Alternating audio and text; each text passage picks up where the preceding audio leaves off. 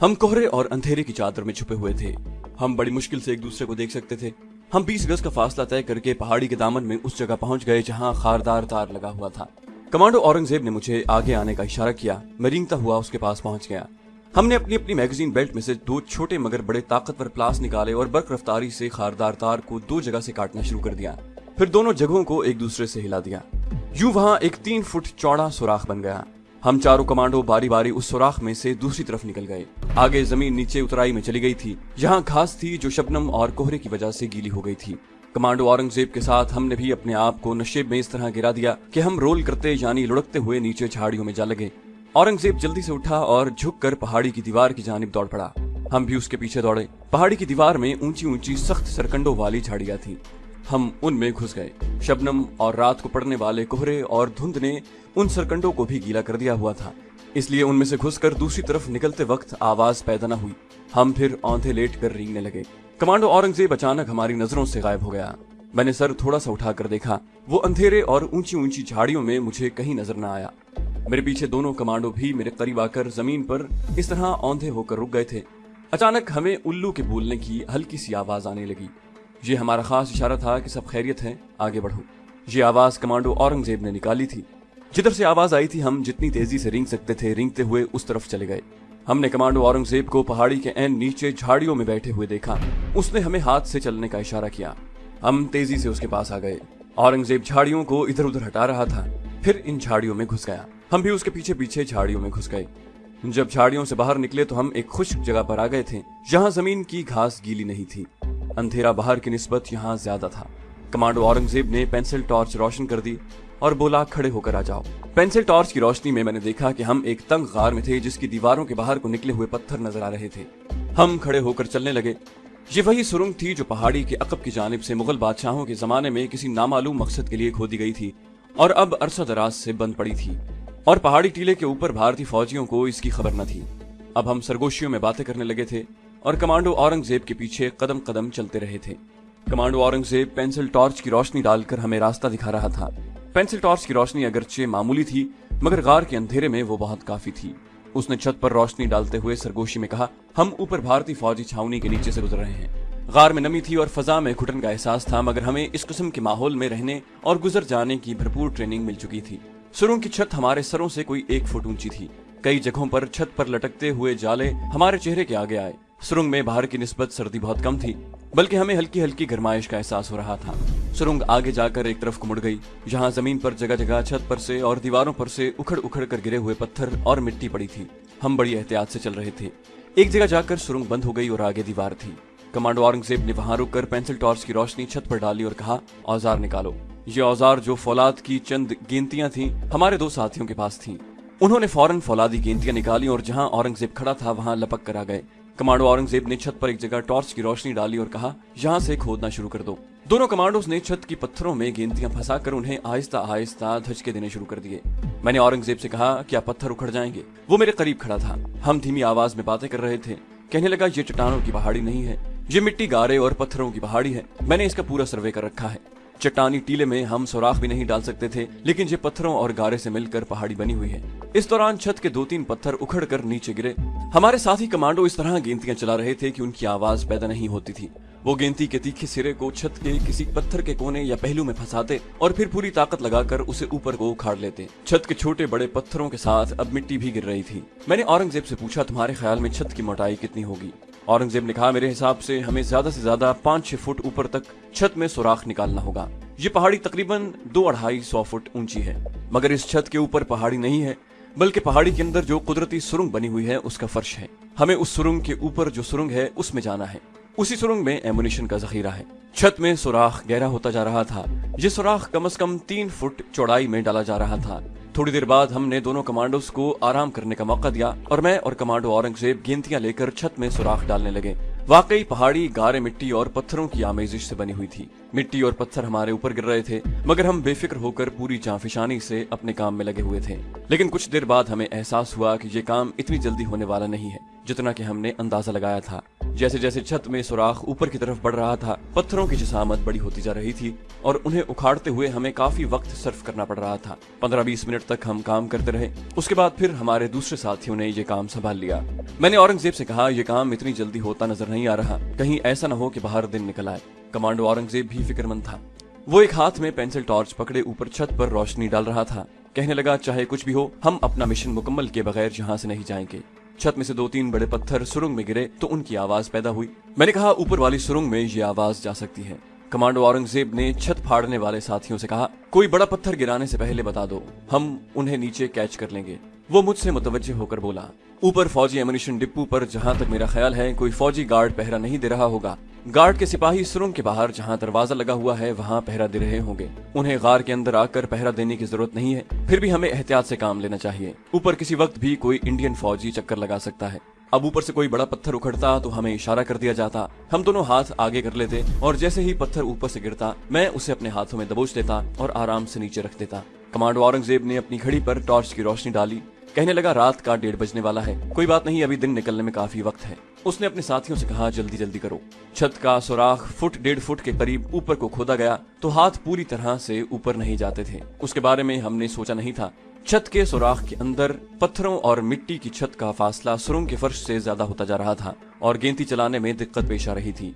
इसका इलाज ये निकाला गया कि फर्श पर जो बड़े बड़े पत्थर थे उनको जोड़कर छोटा सा चबूतरा बनाया गया। हम उसके ऊपर खड़े होकर काम करने लगे, लेकिन इस तरह से हमारे पांव बार बार चबूतरे से हिल जाते और काम की रफ्तार में काफी फर्क पड़ने लगा था। कमांडो औरंगजेब ने पेंसिल टॉर्च फर्श पर पत्थरों के सहारे इस तरह टिका दी थी कि उसका रोशनी का छोटा सा दायरा ऊपर छत के सुराख पर पड़ रहा था। हम दोनों कमांडो साथी पत्थरों पर खड़े छत के सुराख में कंधों तक घुसे गेंतियां चला रहे थे। वक्त गुजरता जा रहा था। थोड़ी थोड़ी देर बाद मैं और कमांडो औरंगजेब अपनी कलाई पर बंधी हुई घड़ियां देख लेते। रात के 2 बज गए और अभी तक आधा काम भी नहीं हुआ था।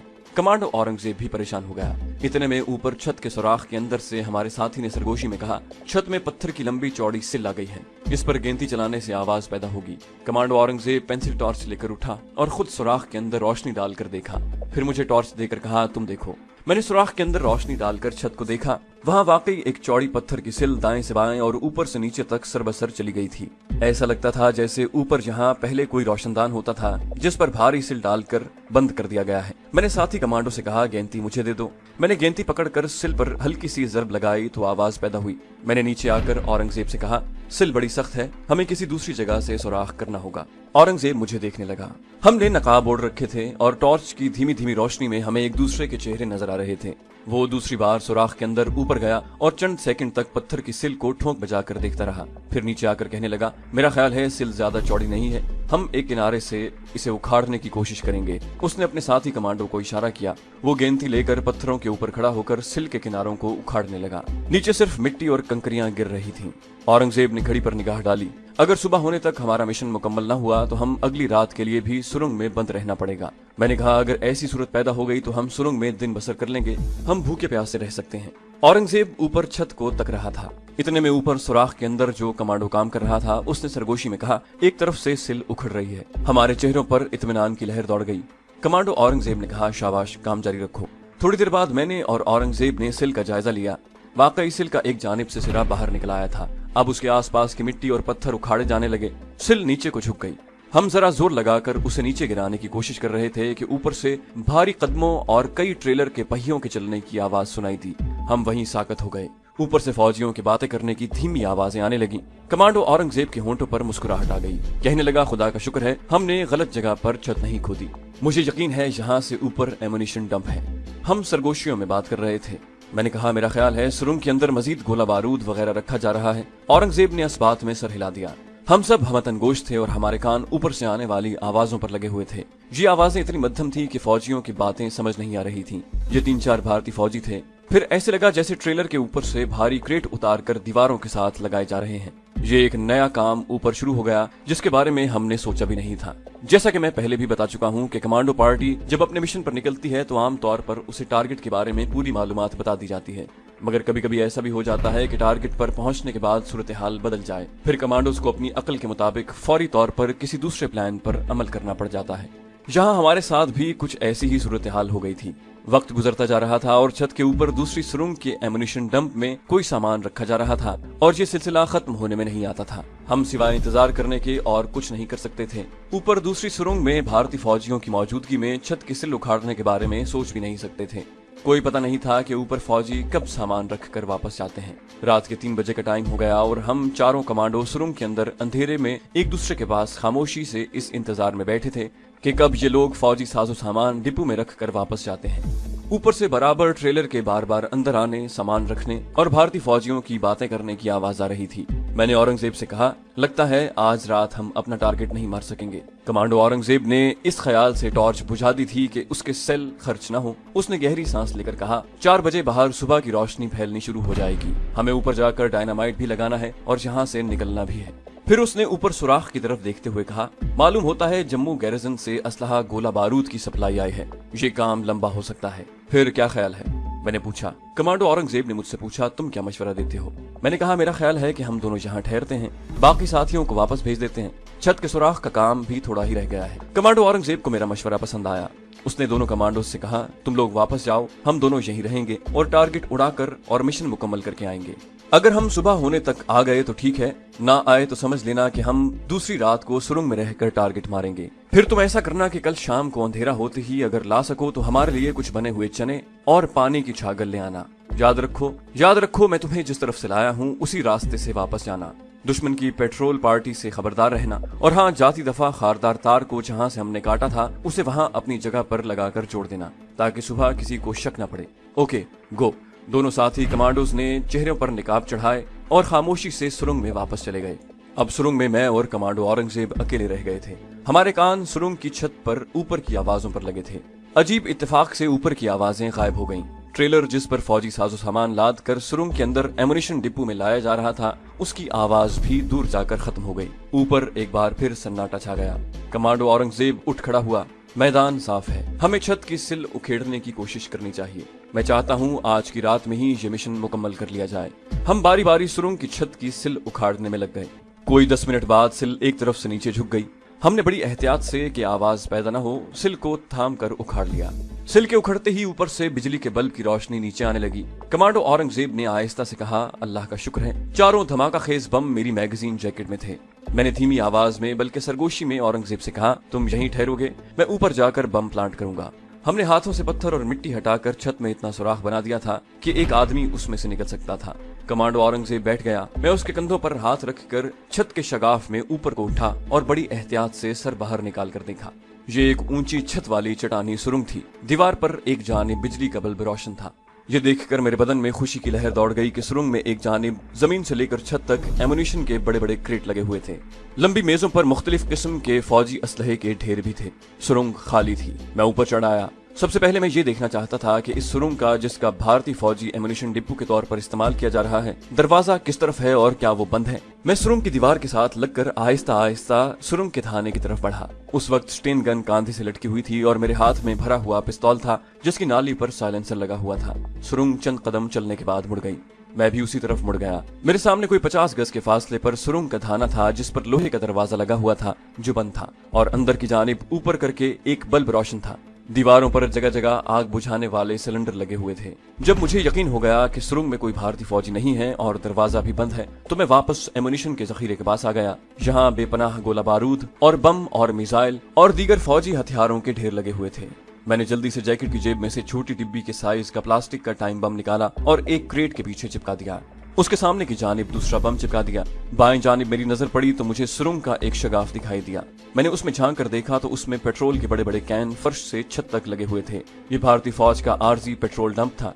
मैंने एक बम वहां भी लगा दिया। मेरे पास सिर्फ एक बम रह गया था, मैंने वो भी वहीं लगा दिया। अब मुझे उनके टाइम डिवाइस के बटन दबाकर सेकंडों की सुई को ऑन करना था। इन बमों का दौरानिया 25 मिनट था। इन 25 मिनटों के अंदर अंदर मुझे और कमांडो औरंगजेब को इस इलाके से जितनी दूर निकल सकते थे निकल जाना था। मैंने अपनी घड़ी पर टाइम देखा और फिर पेट्रोल डंप के दोनों बमों का बटन दबाकर टाइम डिवाइस की सुई को चला दिया। सुई आहिस्ता आहिस्ता एक एक सेकंड के वक्फे से आगे हरकत करने लगी اس کے فوراً بعد میں نے شگاف سے باہر آ کر ایمونیشن کے کریٹوں پر لگائے ہوئے ٹائم بموں کے بٹن دبا کر ان کی سوئی بھی آن کر دی۔ ہمارا آدھا بلکہ آدھے سے زیادہ مشن مکمل ہو گیا تھا۔ اب ہمیں یہاں سے صرف فرار ہونا تھا۔ مجھے یقین تھا کہ کوئی بھارتی سپاہی صبح تک سرنگ کے اندر نہیں آئے گا، کم از کم 25 منٹ تک کوئی نہیں آئے گا، کیونکہ انہوں نے ایمونیشن سپلائی جو اندر رکھنی تھی وہ رکھ چکے تھے۔ میں چھت کے سوراخ میں سے نیچے اتر گیا۔ میرے اترتے ہی کمانڈو اورنگزیب نے سرگوشی میں کہا، سب ٹھیک ہے؟ میں نے کہا، سب ٹھیک ہے۔ میں نے چاروں بم لگا کر آن کر دیے ہیں، اب یہاں سے نکلیں۔ ہم تیز تیز قدموں کے ساتھ پرانی سرنگ کے تھانے کی طرف چلنے لگے۔ اورنگزیب پینسل ٹارچ کی روشنی کر رہا تھا۔ سرنگ کے تھانے پر جا کر اس نے ٹارچ بجھا کر جیب میں رکھ لی۔ ہم نے سٹین گن ہاتھوں میں پکڑی اور سرنگ کے تھانے میں سے رینگ کر باہر جھاڑیوں اور سڑکنڈوں میں نکل آئے۔ سامنے باہر سرچ لائٹ کا سفید دائرہ آگے کو جا رہا تھا۔ ہم رک گئے۔ جب روشنی کا دائرہ ہم سے آگے نکل گیا تو ہم دوڑ پڑے۔ بس یہ ہماری غلطی تھی۔ ہمیں خاردار تاروں تک رینگ کر جانا چاہتے تھے، لیکن بم لگانے کے بعد ہم چاہتے تھے کہ جتنی جلدی ہو سکے اس علاقے سے نکل جائیں۔ جیسے ہی ہم دوڑے، ایک طرف سے کسی فوجی نے چلا کر کہا، ہالٹ! ہم دوڑتے گئے۔ ایک دم کسی مشین گن پوسٹ سے فائرنگ شروع ہو گئی۔ گولیاں ہمارے سروں کے اوپر سے چیختی ہوئی گزرنے لگیں۔ ساتھ ہی ٹیلے کی کسی پوسٹ پر سے روشنی راؤنڈ فائر ہونے لگے۔ یہ روشنی کی مدد سے آہستہ آہستہ نیچے آتے تھے اور یوں فضا میں دیر تک روشنی پھیلتی رہی۔ سارا علاقہ دن کی طرح روشن ہو گیا۔ ہم زمین پر لیٹ گئے۔ کمانڈو اورنگزیب نے کہا، جس طرف سے نکل سکتے ہو نکل جاؤ۔ میں نے اسے دیکھا کہ اس نے ایک کھائی میں چھلانگ لگا دی تھی۔ میں دوسری جانب کو دوڑا، مگر اب دیر ہو چکی تھی۔ اچانک 4 بھارتی فوجیوں نے سٹین گن تان کر مجھے دبوچ لیا اور گھسیٹتے ہوئے پہاڑی کے اوپر لے گئے۔ وہ مجھے ساتھ ساتھ ٹھڈے بھی مار رہے تھے۔ کچھ اور فوجی سپاہی بھی ادھر ادھر سے نکل آئے۔ وہاں شور مچ گیا۔ اوپر والی مشین گن پوسٹ سے فائرنگ جاری تھی۔ کمانڈو ہیں، ایک پکڑا گیا ہے، دوسرے بھی ہوں گے، اس قسم کی آوازیں آنے لگیں۔ مجھے پہاڑی کے پہلو میں ایک گن پوسٹ پر لے جا کر میری تلاشی لی گئی۔ میری سٹین گن، ہینڈ گرینیڈ اور میگزین بھارتی فوجیوں نے اپنے قبضے میں کر لیا۔ میرے ہاتھ اوپر تھے۔ ایک سکھ فوجی پوسٹ سے نکل کر آ گیا۔ اس نے مجھے گالی دی اور کہا، کتنے کمانڈو تھے؟ میں نے کہا، میں اکیلا آیا تھا، میرے ساتھ کوئی نہیں تھا۔ اس نے میرے منہ پر زور سے تماچا مارا اور گالی دینے لگا، ابھی معلوم ہو جاتا ہے، چلو اسے اوپر لے چلو۔ چاروں سپاہیوں نے مجھے دبوچ لیا اور مجھے کھینچتے ہوئے پہاڑی کی چڑھائی پر اوپر لے جانے لگے۔ اس وقت آسمان پر پچھلے پہر کی نور کی ہلکی ہلکی روشنی پھیلنے لگی تھی۔ میری ایک جانب پہاڑی کی دیوار تھی، دوسری جانب میں نے دیکھا کہ کوئی 50 فٹ نیچے ایک نالا بہ رہا تھا۔ رات کے آخری پہر کی ہلکی روشنی میں مجھے نالے کا پانی صاف نظر آ رہا تھا۔ میں نے اسی وقت ایک فیصلہ کر لیا۔ یہ فیصلہ میری مجبوری تھی۔ اگر میں یہ فیصلہ نہ بھی کرتا تو میری موت یقینی تھی، کیونکہ میں نے ایمونیشن کے ذخیرے اور پیٹرول کے ڈمپ میں جو 4 طاقتور بم لگائے تھے ان کے پھٹنے میں 15-20 منٹ ہی رہ گئے تھے۔ اس کے بعد اس پہاڑی کو آتش فشاں پہاڑی کی طرح پھٹ پڑنا تھا اور وہاں پر موجود ہر شے کے پرخچے اڑ جانے تھے۔ میری نگاہ نیچے بہتے ہوئے نالے پر تھی۔ 2 آدمیوں نے مجھے ایک ایک بازو سے پکڑ رکھا تھا۔ میں نے نیچے نالے میں کود جانے کا فیصلہ کر لیا تھا۔ مجھے معلوم تھا کہ پہاڑی نالے زیادہ گہرے نہیں ہوتے اور ان میں پتھر بھی ہوتے ہیں۔ اس میں گرنے سے میری موت واقع ہو سکتی تھی، لیکن اس میں 1% جان بچ جانے کا امکان ضرور تھا، جبکہ پہاڑی پر موجود رہنے کی صورت میں زندہ نہیں بچ سکتا تھا۔ وقت گزرتا جا رہا تھا۔ بھارتی فوجی مجھے گالیاں دیتے، ٹھڈے مارتے، کھینچتے ہوئے اوپر لے جا رہے تھے۔ میں نے آخری بار نیچے پہاڑی نالے کی طرف دیکھا۔ چند قدموں کے فاصلے پر پہاڑی سڑک مڑ جاتی تھی اور نالے سے دور ہو جاتی تھی۔ مجھے جو کرنا تھا اسی وقت کرنا تھا۔ میرے لیے اپنے آپ کو ان فوجیوں سے چھڑانا کوئی مشکل کام نہیں تھا۔ یہ میری خوش قسمتی تھی کہ انہوں نے افراتفری میں میرے ہاتھ پیچھے نہیں باندھے تھے۔ جیسے ہی پہاڑی کا موڑ شروع ہوا، میں نے ایک زبردست جھٹکے سے ایک سپاہی سے اپنا بازو چھڑایا، ساتھ ہی دوسرے جھٹکے سے دوسرے فوجی کے پیٹ میں لات ماری اور اپنے آپ کو چھڑایا اور نیچے نالے میں چھلانگ لگا دی۔ یہ سب کچھ پلک جھپکتے میں ہو گیا۔ میں نالے کے ٹھنڈے پانی میں گرا۔ پانی تھوڑا گہرا تھا۔ اوپر شور مچ گیا اور مجھ پر سٹین گنوں، ریوالوروں اور مشین گنوں کی فائرنگ ہونے لگی، لیکن اللہ نے مجھے بچانا تھا۔ نالے کے پانی کا بہاؤ وہاں اتنا تیز تھا کہ دیکھتے دیکھتے میں پانی میں لڑکتا ہوا پتھروں کے درمیان آگے نکل گیا۔ آگے نالے میں بڑے بڑے پتھر باہر نکلے ہوئے تھے۔ اگر میں ذرا پیچھے چھلانگ لگاتا تو ان پتھروں پر گرنے سے میری موت واقع ہو جاتی۔ دن کا اجالا ابھی پوری طرح سے نہیں ہوا تھا اور رات کی تاریکی باقی تھی۔ نالے کے اوپر دھند بھی پھیلی ہوئی تھی۔ نالے کا تیز پانی مجھے وہاں سے نکال کر دور لے گیا۔ آگے ایک اور پہاڑی آ گئی۔ نالا اس کے پہلو سے ہو کر دوسری طرف نشیب میں چلا گیا تھا، جہاں پانی کا بہاؤ پہلے سے زیادہ تیز ہو گیا تھا۔ نالا گہرا تھا اور میرے پاؤں نیچے نہیں لگ رہے تھے۔ میں ہاتھ پاؤں چلاتا ہوا تیرتا چلا جا رہا تھا۔ فائرنگ کی آوازیں مجھ سے دور ہوتی جا رہی تھیں۔ آسمان پر بار بار روشنی راؤنڈ فائر کیے جا رہے تھے، جن کی روشنی سے آسمان میرے پیچھے روشن ہو رہا تھا، مگر میں خطرے کی سرحد پار کر چکا تھا۔ نالا 2-3 ٹیلوں کے پہلو سے چکر کاٹ کر ایک جگہ درختوں کے جھنڈوں میں آ گیا۔ میں نے دیکھا نالے کے کنارے مجھ سے کافی دور تھے، درخت کناروں پر جھکے ہوئے تھے۔ میں تیرتا ہوا کنارے کی طرف بڑھا۔ مجھے معلوم تھا کہ میں بھارتی چھاونی والی پہاڑی سے کافی دور نکل آیا ہوں۔ پہاڑی علاقے میدانی علاقوں سے مختلف ہوتے ہیں۔ पहाड़ी इलाकों में एक दो पहाड़ियां पीछे निकल जाएं तो न सिर्फ ये कि कई कई मील का फासला पड़ जाता है, बल्कि समत भी बदल जाती है। किनारे पर आकर मैं नाले से बाहर निकल आया। मेरी मैगजीन, जैकेट और पतलून पानी में शराबोर थी। जैकेट में से मैगजीन भारतीय फौजियों ने निकाल लिया था। मैं दरख्तों में एक तरफ तेज तेज चलने लगा। आसमान पर सुबह का उजाला अब नुमाया होने लगा था। थोड़ी दूर गया कि एक खाई आ गई। मैं उसमें उतर गया और दूसरे किनारे पर से बाहर निकल आया। आगे एक और गहरी खड्ड थी। मैंने झांक कर देखा। सुबह के हल्के हल्के उजाले में मुझे खड्ड की तह में दरख्त उगे हुए नजर आए। खड्ड काफी गहरी थी। दूसरा आगे जाने का कोई रास्ता नहीं था। मैं नशेब में झाड़ियों को पकड़कर नीचे उतरने लगा। खड्ड की तह में भी एक नाला बह रहा था, मगर ये छोटा सा पहाड़ी नाला था। मैं उसमें से गुजर गया। सामने खड्ड की दूसरी दीवार थी। उसमें ऊपर जाने के लिए झाड़ियों और दरख्तों में एक पगडंडी बनी हुई थी। चढ़ाई ज्यादा सीधी नहीं थी। मैं चढ़ाई चढ़कर खड्ड से बाहर आया तो मेरी नजर एक छोटे से हमवार कते पर पड़ी। पर पड़ी।